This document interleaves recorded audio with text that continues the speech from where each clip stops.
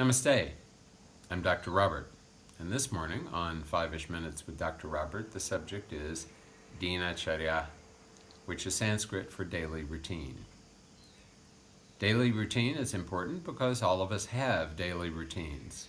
Some we have added deliberately, some we have simply accrued to ourselves without even knowing it was happening. So I would encourage you first to examine all of the things you do habitually. Find out the ones that are serving you well and continue with them. Find out the ones that are not serving you well and eliminate them. Once you have performed this, then it's time to think about which of the daily routines need to be done in the morning and which can be done anytime during the day. Exercise should ideally be done in the early morning and early evening, but because of our very busy modern lives, one should exercise whenever one can.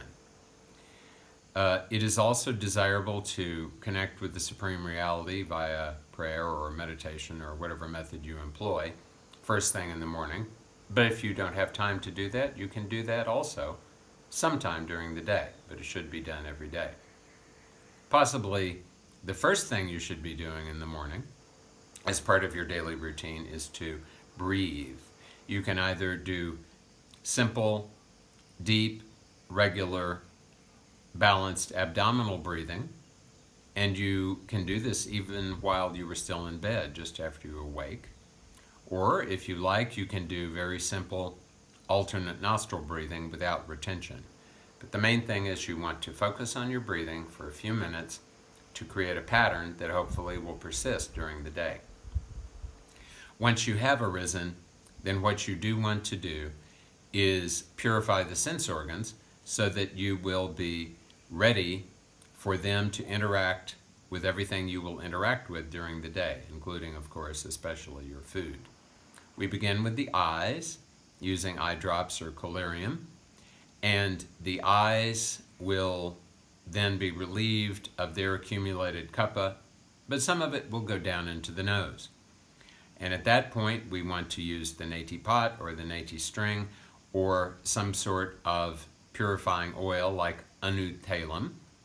If you elect to use oil, just use a drop or two on your little finger rather than using a dropper to prevent any of the oil getting aspirated into your lungs, because once it gets there, it will not emerge again, and it can interfere ultimately with your breathing if enough accumulates.